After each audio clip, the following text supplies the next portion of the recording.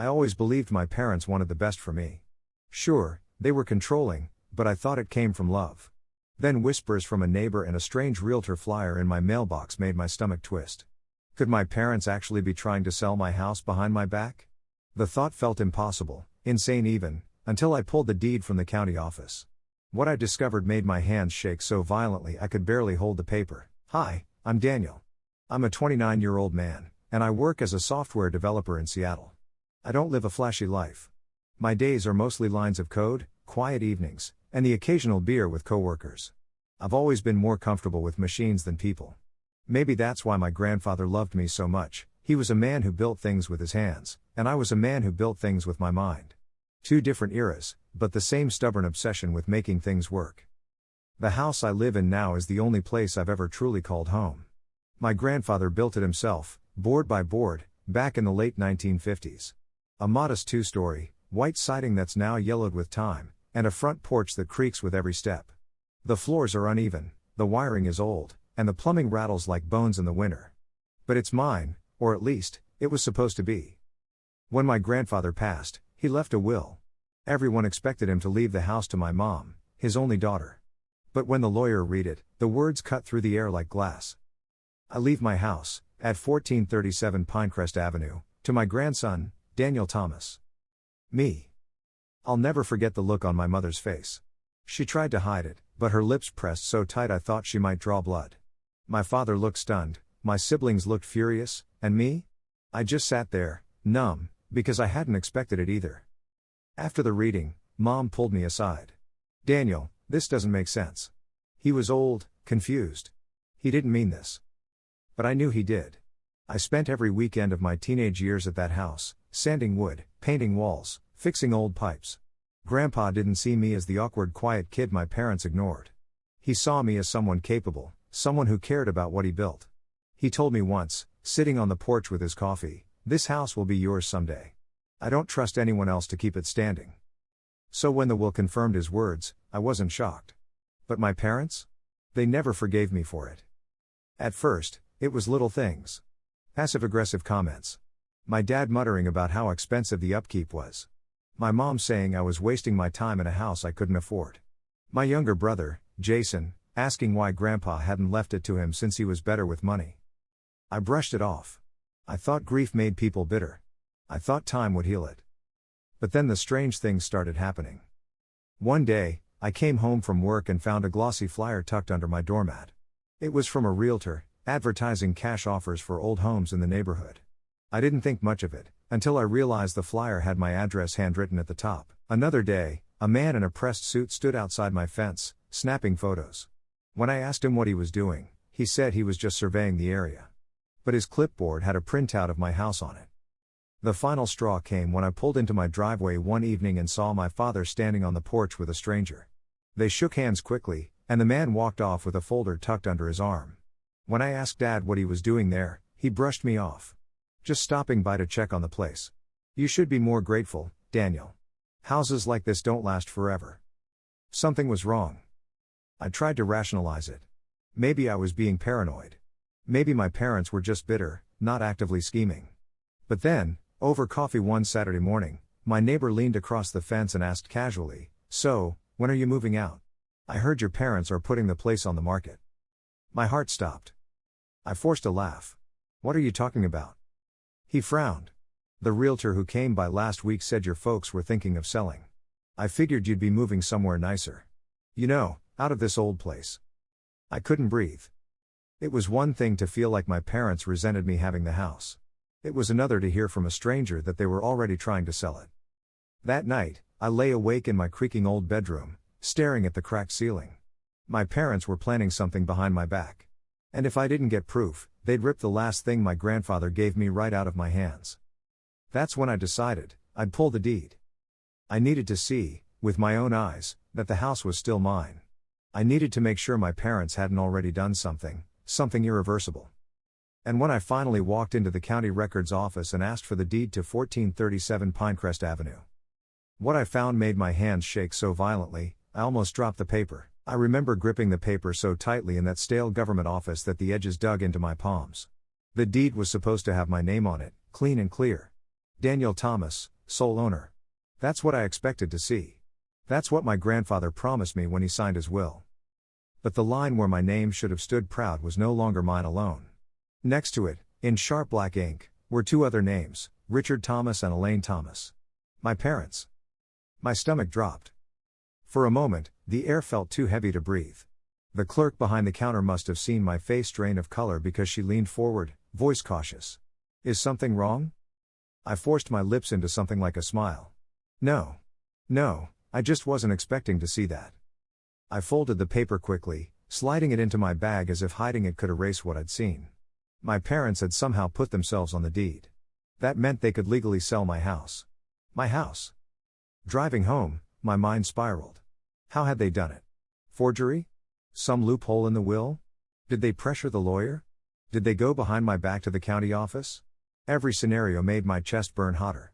The betrayal wasn't subtle anymore, it was screaming at me from the paper in my bag. And suddenly, all those little signs I'd brushed off started snapping into place like puzzle pieces. The realtor flyers. The man taking photos. My father shaking hands on my porch. The neighbor casually mentioning the sale. It wasn't paranoia. It wasn't imagination. It was all real. They were planning to sell the house. They were planning to take from me the last piece of my grandfather that I had left. I wanted to storm over to their place that night, shove the paper in their faces, and scream, "What the hell is this?" But I stopped myself. I needed to think. If they were capable of this, if they were capable of betraying me at this level, I couldn't afford to play recklessly. So instead, I started watching. The next few weeks, I paid closer attention to every interaction with them. And the signs of betrayal became impossible to ignore. My mom started asking strangely specific questions. "Do you think you'll be staying in that old house long term?" She'd ask with fake casualness, stirring her tea like it wasn't a knife to the gut. "Wouldn't you prefer a condo downtown? Closer to work?" My dad dropped little comments, too. "You know, it's a seller's market right now. Houses like yours don't stay on the block long. If I were you, I'd cash out while the price is high."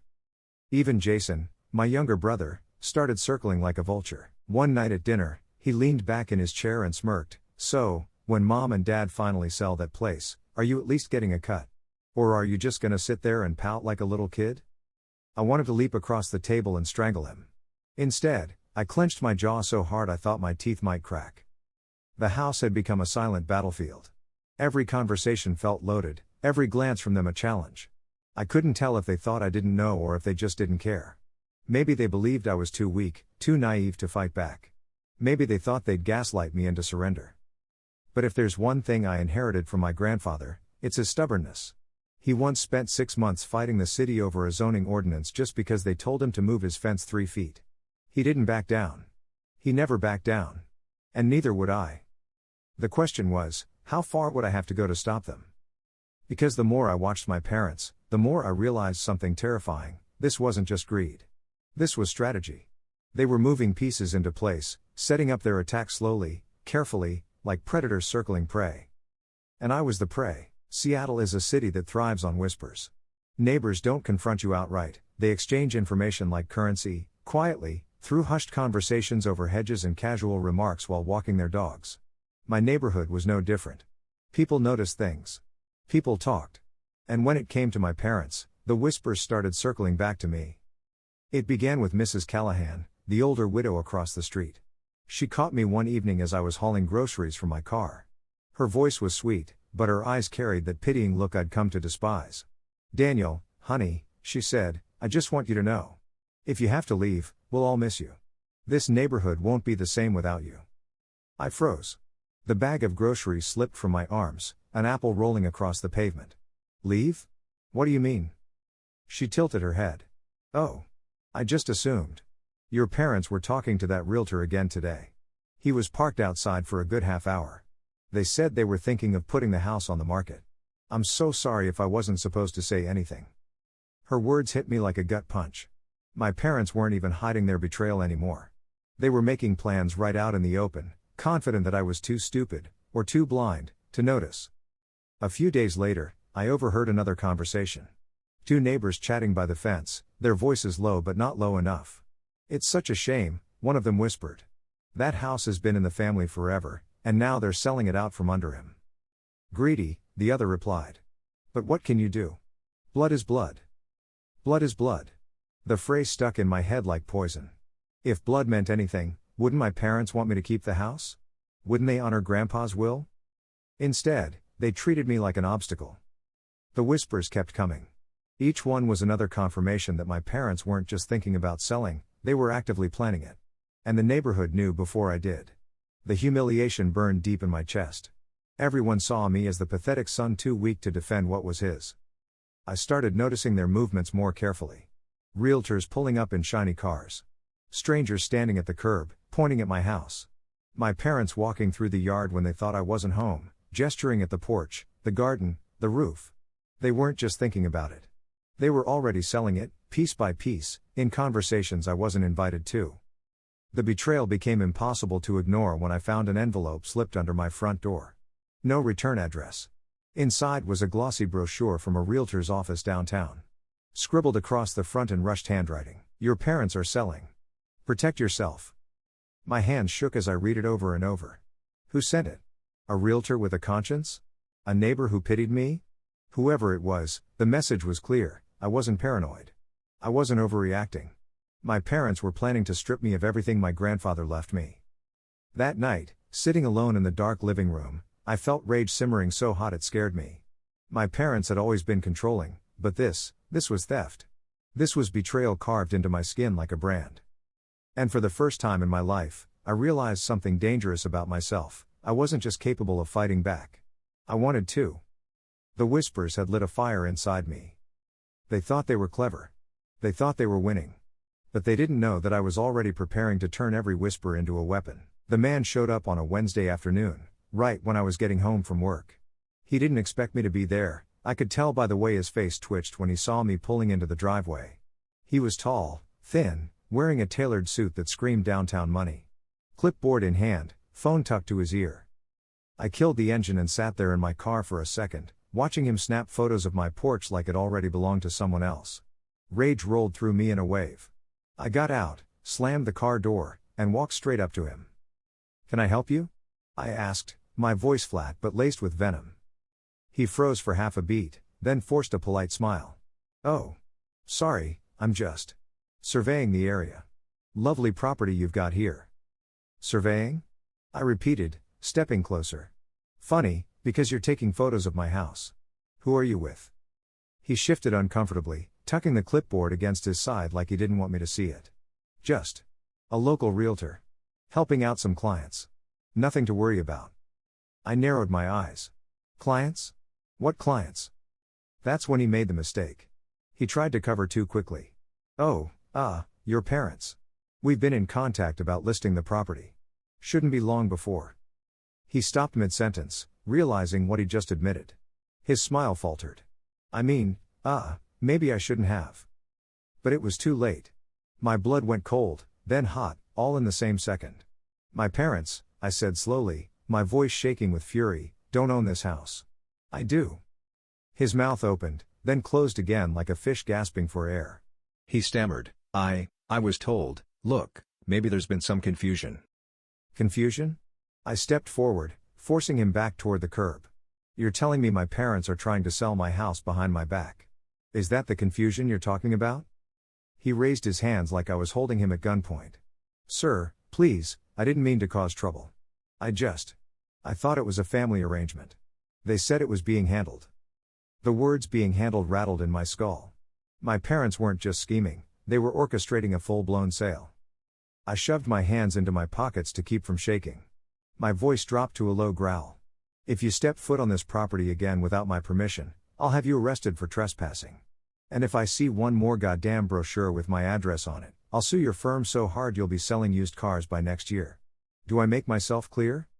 His fake confidence melted instantly. "Crystal. Absolutely. Won't happen again." He backed away, fumbling for his phone like it was a lifeline. I stood there, fists clenched, watching him retreat to his sleek black BMW. The car purred as he pulled away, but all I could hear was the blood rushing in my ears.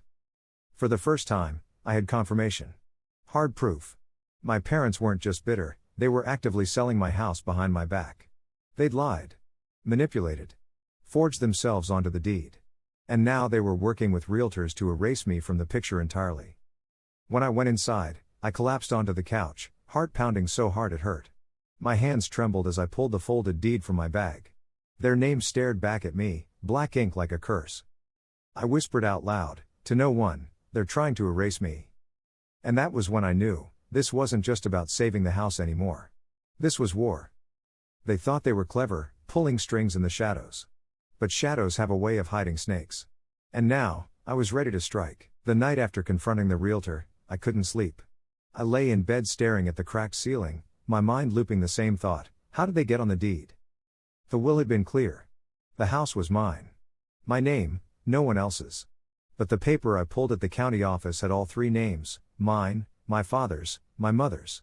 That meant at some point, after my grandfather's death, they'd managed to insert themselves legally. Which meant paperwork. Which meant a trail. And if there was a trail, I was damn well going to follow it. The next morning, I took a sick day from work. I drove back to the county clerk's office, the fluorescent lights buzzing above me like a hive. I approached the counter, my voice steady but low. "I need to see every filing related to 1437 Pinecrest Avenue, all of them. Since the transfer from Harold Thomas to Daniel Thomas." The clerk gave me a look like I was being a pain, but rules were rules. 10 minutes later, a thick manila folder hit the counter with a thud. I carried it to one of those uncomfortable metal tables and sat down, my pulse pounding in my temples. Page after page, I flipped through official documents. Death certificates. Transfer forms. Property tax statements. For a while, it all looked normal. And then I found it. A single sheet of paper, dated 6 months after my grandfather's funeral. A quitclaim deed, signed by, supposedly, me. It claimed that I had voluntarily added my parents to the title of the house, giving them equal ownership. I stared at the signature at the bottom. My name. Daniel Thomas. Except, it wasn't mine. The loops of the letters were sloppy, rushed. The T in Thomas was wrong, it didn't have the sharp crossbar I'd used since high school. My parents had forged my signature. My vision blurred with rage. They hadn't just schemed. They hadn't just manipulated. They'd committed fraud. Cold, calculated fraud to steal from their own son. I flipped through the next few pages, bile rising in my throat.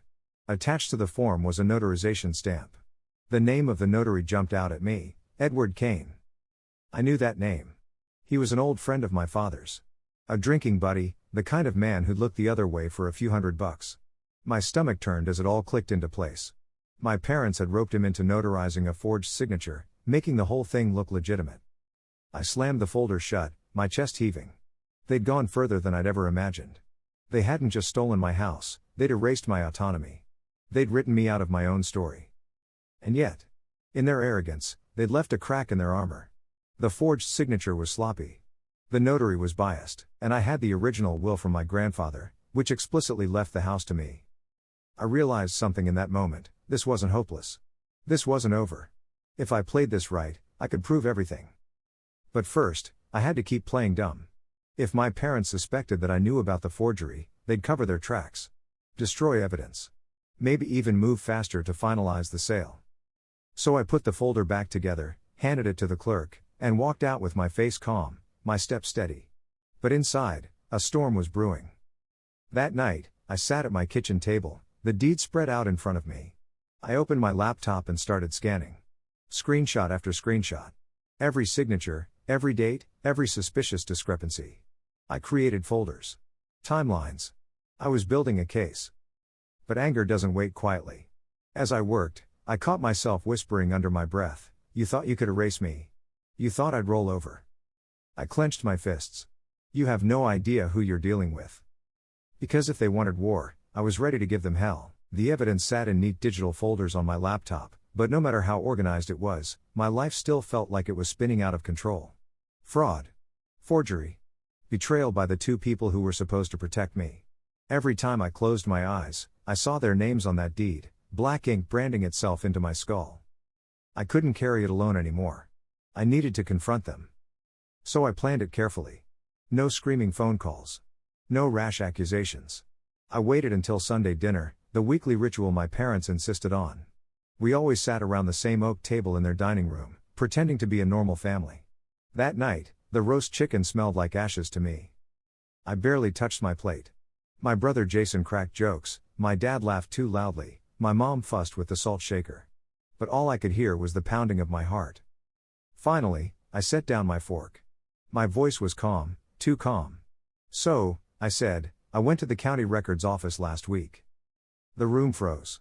My mom's hand paused midair, the serving spoon dripping gravy onto the tablecloth. My dad's laughter cut off like a guillotine. Jason raised an eyebrow.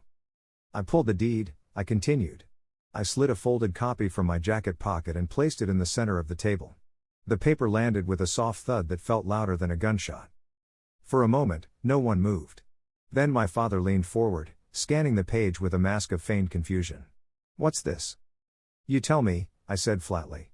"Because unless I've developed amnesia, I don't remember signing away my house to you too." My mom's lips parted, her face flushing crimson. "Daniel, sweetheart, you must be mistaken.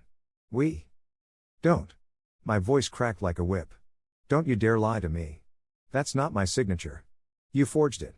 And you got Edward Kane to notarize it." The color drained from her face. My dad slammed a fist on the table, rattling the silverware. "Watch your mouth. You're accusing us of a felony."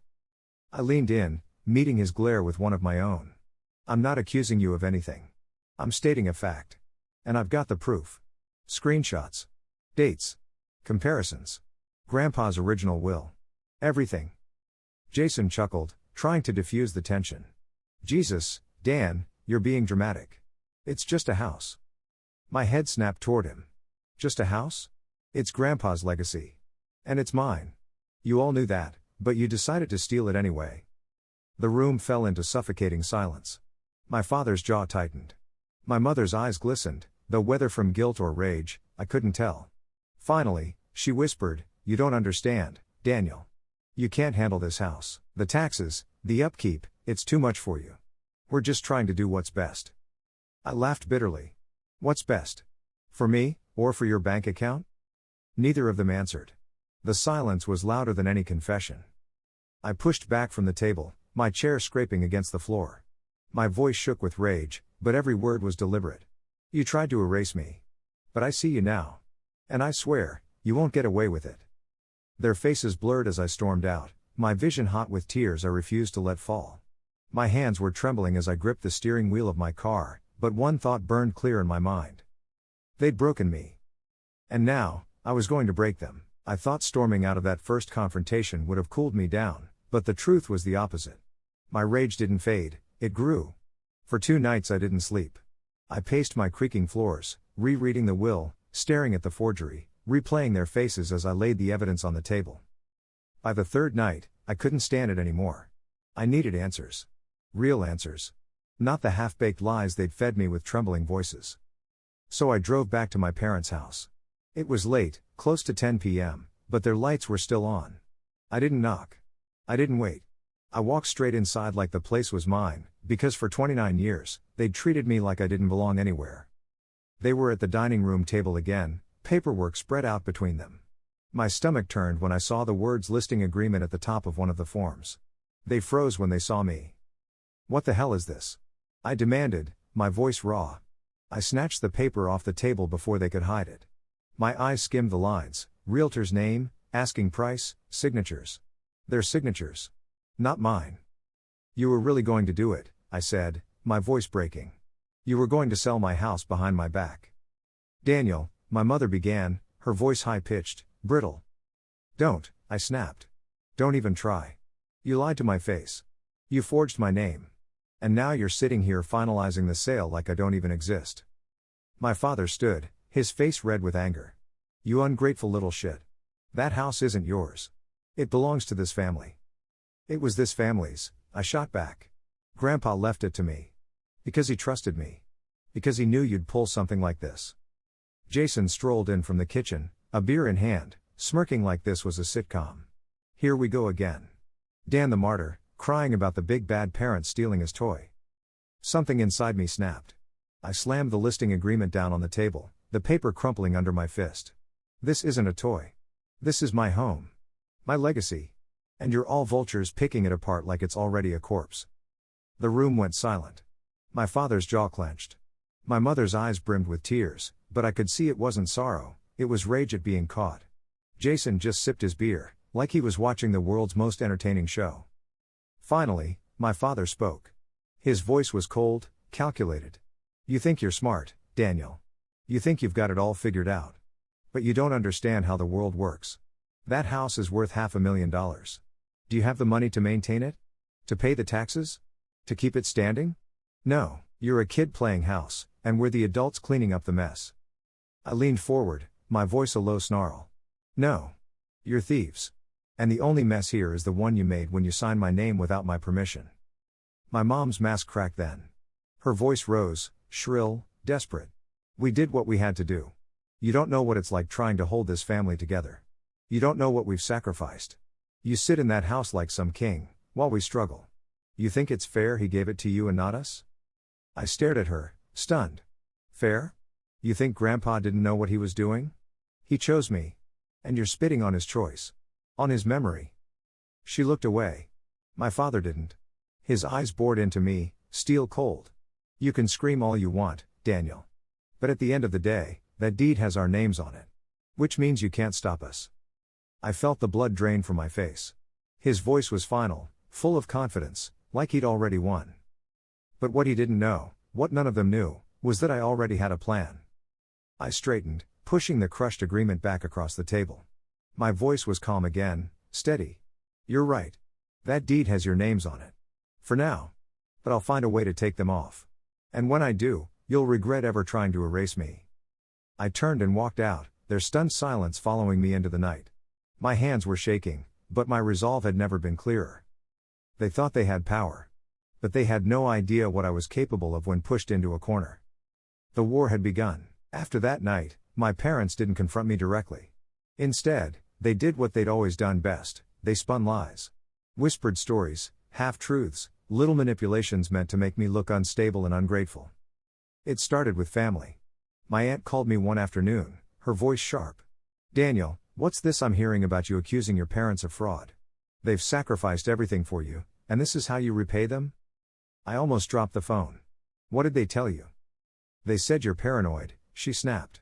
That you think they're trying to steal your house. Do you know how insane that sounds? They said you're having. What did your mother call it? A breakdown. A breakdown. That word cut deep. My mom had always weaponized it when I disagreed with her. Daniel's too emotional. Daniel overreacts. Now she was painting me as unstable to the entire family. The next day, I ran into Jason at a coffee shop. He smirked, loud enough for the barista to hear. Careful, everyone. My brother thinks the whole world is out to steal his little dollhouse.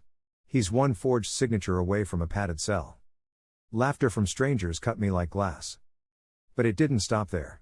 The whispers seeped into the neighborhood. Mrs. Callahan avoided me now, eyes darting away whenever I waved. A coworker at the office pulled me aside. Hey, man, everything okay at home? Someone told me you're going through something with your family. I realized then that my parents weren't just trying to steal my house. They were trying to destroy my credibility. To isolate me. To make sure that when the hammer finally came down, nobody would believe me. The cruelty of it made me sick. These were the people who raised me, who were supposed to protect me. And now they were painting me as insane so they could line their pockets with the profit from selling my home. I wanted to scream. To confront them again. But I forced myself to hold back. I knew better now. Every time I lashed out, they twisted it into proof that I was unstable. So I played their game. Outwardly, I went quiet. I stopped arguing. I let them believe their lies were working. I let them believe I was beaten down. But inside, I was planning.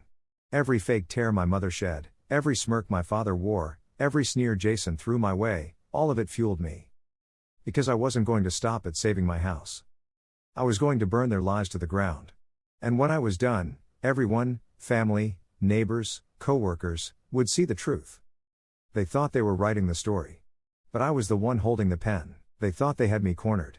My parents strutted through the neighborhood with smug smiles, spinning stories about their ungrateful son who was too unstable to handle responsibility. Jason mocked me at every chance, telling anyone who'd listen that I was obsessed with a rotting shack I couldn't afford to keep. But while they laughed, I was building my war chest. It started with the forgery. I spent hours scanning every document from the county clerk's office, comparing my real signature against the fake. I contacted a handwriting analyst online, sending them both samples under the guise of research. Their reply was damning: the signatures do not match. The alleged Daniel Thomas signature is likely forged. Checkmate number 1. Next, I targeted the notary, Edward Kane, my father's old drinking buddy. I knew he was the weak link. A man who signed off on a fraudulent document could crumble under pressure. So I called him. I kept my voice calm, polite even. Mr. Kane, this is Daniel Thomas. I have some questions about a deed you notarized for my parents. There was a pause on the line, then a nervous chuckle. Oh, yes, I remember that. Just a family matter, right? Interesting, I said, recording every word on my phone. Because the signature on that document isn't mine. Which means you notarized a forgery. Dead silence. I don't know what you're implying, he stammered. I'm not implying anything, I said smoothly. I'm stating a fact. Now, here's the deal: you can either admit you were pressured into it, or I can forward this recording to the state licensing board and let them handle it. His breathing quickened. Daniel, please, your father, he said it was fine, he said you agreed. Got him. Another piece of evidence locked away. But I didn't stop there. I started digging into my parents' finances. Public records are a treasure trove if you know where to look. And what I found made my stomach twist with both disgust and excitement. My parents were drowning in debt. Credit cards maxed out. A second mortgage on their house. Quiet little payday loans stacking up interest like termites in the walls. That was the motive. They weren't selling my house because they thought I couldn't handle it. They were selling it to bail themselves out. Perfect. With every piece of evidence, I built a digital arsenal: forged signatures, recorded calls, financial records. But evidence wasn't enough. I needed witnesses. So I turned to the one group my parents had underestimated: the neighbors. I started asking questions, gently. Hey, have you noticed realtors stopping by my house? Did my parents ever mention selling the place to you? The responses piled up. Mrs. Callahan remembered them bragging about finally cashing in. The couple next door admitted they were asked to keep an eye on my property because it wouldn't be mine for long. Every whisper became a statement. Every statement became a weapon. Finally, I reached out to a lawyer. A sharp, no-nonsense woman named Rebecca who specialized in property disputes. I handed her everything. She flipped through the files, her expression growing darker with every page. Daniel, she said finally, this isn't just fraud. This is criminal. Forgery, conspiracy, maybe even elder exploitation if your grandfather's will is involved. If we take this to court, your parents won't just lose the house, they could lose everything. Her words were gasoline on the fire burning inside me. For weeks, I'd been painted as paranoid, unstable, ungrateful. But soon, I'd expose the truth. And when I did, there'd be no coming back for them. No reputation to salvage. No lies to hide behind. Because I wasn't just going to save my house. I was going to make sure the world saw my parents for what they really were: liars, thieves, and frauds. And Jason? He'd be dragged down with them. The trap was set. All I had to do was wait for the perfect moment to spring it. The night before everything went down, I sat on my porch in the dark, listening to the old house creak in the wind. My grandfather's house. My house. I ran my hand over the wooden railing he'd built decades ago and whispered, "Tomorrow, I'll make this right." The next morning, I walked into my parents' house with Rebecca, my lawyer, at my side. My parents were already seated at the dining table, smug, self-satisfied, Jason lounging with that familiar smirk plastered across his face. They thought they'd already won. I dropped a thick binder of documents on the table with a satisfying thud. "We need to talk." My dad rolled his eyes. "More tantrums, Daniel?" Rebecca cut in before I could speak. Her voice was sharp as glass. "This isn't a tantrum. This is a legal matter. Mr. and Mrs. Thomas, you are guilty of forgery, fraud, and conspiracy to illegally transfer property ownership. And I have everything I need to prove it." Their faces drained of color. My mother's hands trembled on the table. Jason laughed, but it was forced this time. "She's bluffing." I opened the binder and slid a page across the table. Side-by-side signatures, mine versus the forged one. Highlighted notes from a handwriting analyst. "Not even close," I said softly. Next, the transcript of my recorded phone call with Edward Kane. His voice echoed through Rebecca's phone speaker, admitting he'd notarized the forged signature under pressure. My parents froze. Rebecca didn't stop. She laid out financial records, their debts, their mortgages, their loans. "This is your motive," she said coldly. You attempted to sell your son's house to cover your own financial mismanagement. A jury will eat this alive. My father's composure shattered. He slammed his fists on the table, but his voice cracked with desperation. This is family business. You can't drag us into court. Rebecca leaned in, her eyes like daggers. Watch me. I looked at my mother then. Her face was pale, her eyes wide with horror. For the first time, she didn't look like the manipulative woman who spun lies, she looked like a cornered animal. Daniel, please, she whispered. We're your parents. My chest tightened, but only for a second. Then I remembered every lie, every sneer, every night I spent doubting my own sanity because of them. I stood tall. You stopped being my parents the second you forged my name. Jason finally snapped, throwing his beer can into the sink. This is bullshit. Nobody's going to believe you. I pulled out my last card, a folder of sworn neighbor statements. Mrs. Callahan. The couple next door. All confirming they'd heard my parents planning to sell the house behind my back. Rebecca smiled thinly. Oh, they'll believe him. They already do. The silence that followed was suffocating. My parents looked shattered, Jason furious. I felt something I hadn't in months, control. Rebecca gathered the papers back into the binder. Here's what's going to happen. You will sign a corrective deed removing your names from the title immediately. If you refuse, we file suit tomorrow, civil and criminal. And trust me, the DA will salivate over a case this clear. My father's jaw clenched, but his hands shook as he signed. My mother cried silently beside him. Jason stormed out, muttering curses.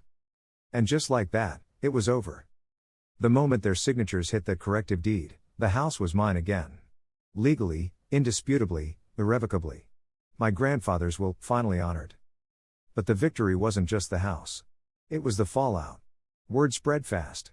The same whispers they'd used against me now turned on them. Neighbors saw them for what they really were. Family cut ties. Even Jason stopped showing up to dinners, too humiliated to face anyone. And me? I sat on my porch that night, the corrected deed in my hands. For the first time in months, I breathed without a weight on my chest. I looked at the house, old and creaking, but strong. My grandfather's legacy. My legacy. They tried to erase me. But in the end, I erased them. And it felt damn good.